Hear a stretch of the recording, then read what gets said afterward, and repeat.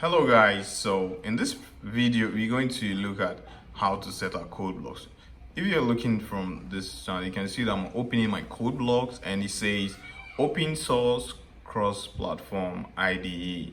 Code blocks is an open source cross-platform IDE that you can use to develop your first line of code in C++. Apart from code blocks, there are other development environment like this is also another C++ IDE that is very great. It's called C++, and this is a 5 version.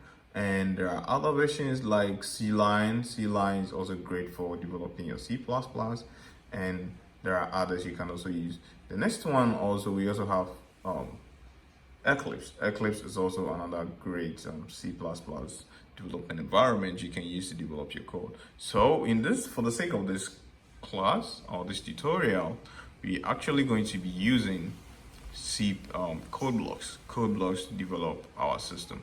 Well, we can also use Dev-C. It's also one of the cool C program language editing platform that we can use to edit files. So let's start using this while our code blocks is still loading. So first of all, you need to come here, you select file, selecting file, and then we select open. And open, you see that we have new project, so you can straight away set your new project from here and then open a new project to edit your file. And realize that on this menu we have Windows application, we have console application, and all of that. So you can straight away just select empty project, it's allowed, or you can just select console application also to start up. So let's select that and let's see what we get. So C++ is generally a ground learning application programming language that you can use as you can learn as a developer from an early stage to get grounds in learning other amazing programming language. It's basically the first programming language you'll be taught in college because it's very easy to learn and it gives you a strong understanding and a strong background in programming development. So let's save our file as, let's say, project dev, so project dev .c++. So we use CPP to represent C++ and it works as the same. So now we save it and then realize that over here it gives us a simple template that shows us that this is a simple template that it gives us to start writing our code. Now this is generally for console applications, but we want to change this into regular, so we can just take this one off and we can add here. So we normally, in starting your C++, you get this stream here. We have hash include iStream, and we need to add using.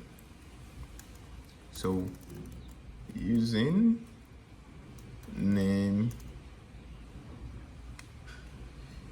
namespace, then we put in here std and we put that there to present all that.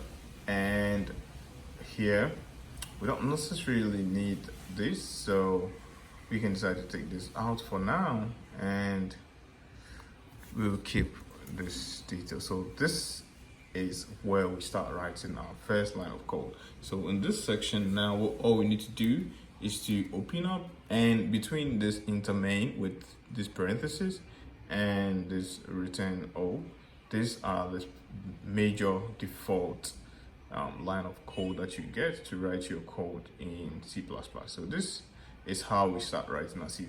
So the first thing we can write, or the first way to write our hello world, is first of all by indicating here cout, and we put in here 2 less than signs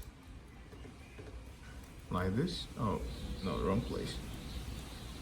So here it's 2 less than signs here like that, and in here we're going to talk about hello world. Hello world. It's an L with a D, yeah. hello world, like that. And then we end with a string like that, and we terminate it with semicolon like that. So in C++, this is how to write our first line code in C++. It's as easy as that, and you don't need to do a lot of things. So and if you're starting to write your first code in C++,